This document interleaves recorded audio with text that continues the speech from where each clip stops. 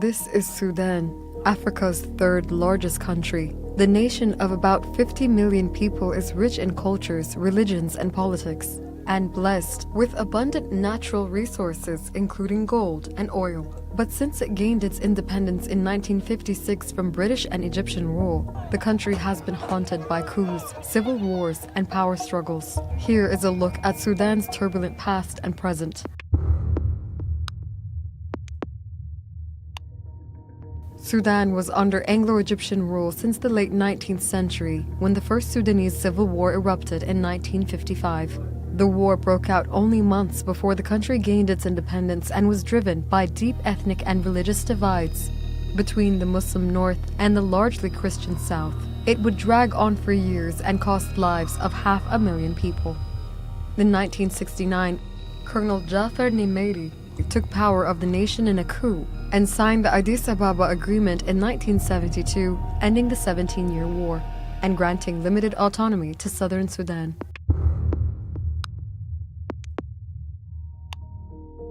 The peace, however, wouldn't last long, as tensions resurfaced in the ensuing years, intensified by foreign involvement. Uneasy about the spread of Islam in the region, the US, Israel, and other Western nations supported southern separatist movements. In 1983, a second civil war erupted in Sudan, led by the Sudan People's Liberation Army, or SPLA, under separatist leader John Garang. The war lasted more than 2 decades, claiming roughly 2 million lives due to violence, famine, and disease.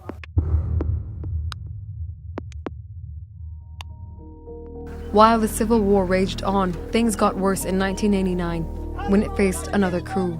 The coup brought Omar al-Bashir to power, with the Brigadier General becoming the nation's president in 1993.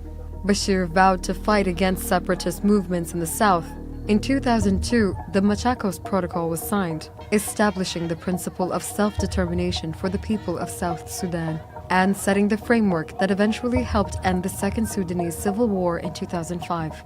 The war had resulted in the deaths of more than 2 million people and left some 4 to 5.5 million displaced. Bashir's 30-year rule was defined by repression, corruption, and new wars, most infamously the Darfur conflict.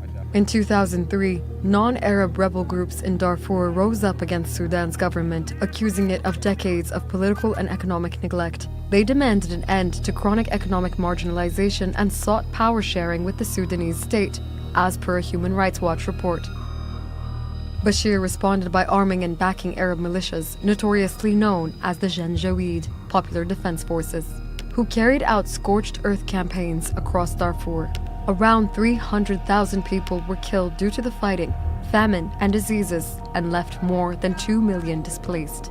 The International Criminal Court later indicted Bashir for war crimes, crimes against humanity, and genocide committed in Darfur.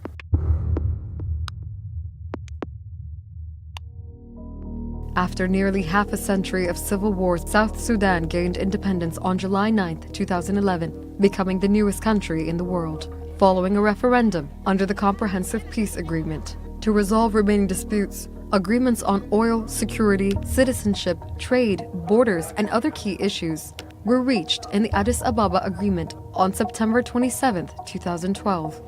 Under President Bashir, the Janjaweed were reorganized into the Paramilitary Rapid Support Forces, or RSF, in 2013. The RSF was led by Mohamed Hamdan Dagalo, also known as Hemedti.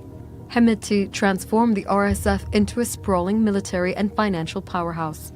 He built vast business networks, from gold mining and smuggling to foreign mercenary work, sending RSF militants into conflicts in Yemen and Libya. Peace agreements came and went in 2006, 2010, and later in 2020, but they failed to deliver justice or address the root causes of Darfur's suffering. In 2017, Sudan's parliament passed a law integrating the RSF into the Sudanese armed forces. It meant that RSF got some autonomy under the command of the president. The law created 2 separate militaries inside one state. But the country's years-long challenges, like economic decline, corruption, and repression, persisted, driving millions of Sudanese into the streets in large-scale protests in 2019. The protests grew into a nationwide movement, demanding an end to Bashir's 3-decade rule. In April 2019, the army, backed by the RSF, removed Bashir from power. A transitional government soon followed, led by civilian Prime Minister Abdullah Hamdok, alongside the military. In 2021, the fragile transition collapsed after General Abdel Fattah al-Burhan and Hemeti staged another coup, sidelining civilian leaders and taking full control, with Hamdok resigning the following year in 2022. After the coup, a transitional council was formed, led by Burhan, with Hemeti as his deputy. The RSF maintained control over much of Darfur and parts of the capital.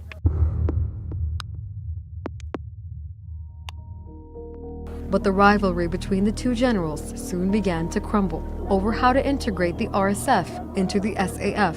Burhan demanded a quick unification under the army's command. Hemeti resisted, seeing it as an attempt to strip him of power and gain control over his lucrative networks. In April 2023, what began as a power struggle between two generals turned into a full-blown war between the SAF and the RSF. The RSF used guerrilla tactics and took over key parts of the capital Khartoum and western Sudan.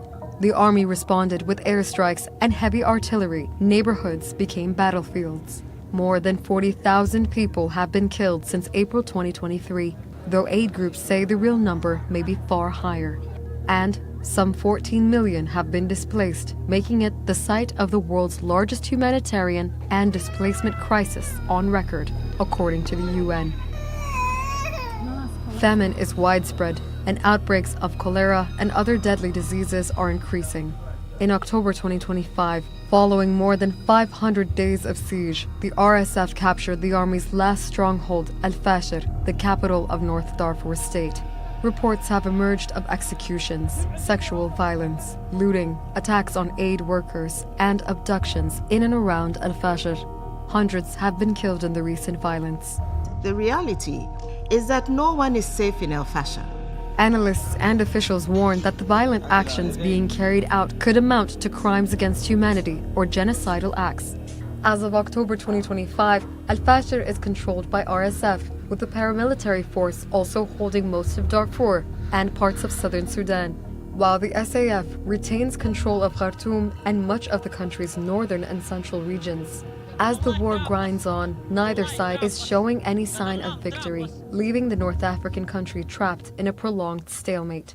As a fractured state torn between two rival armed forces, with millions displaced, hungry, and living in fear.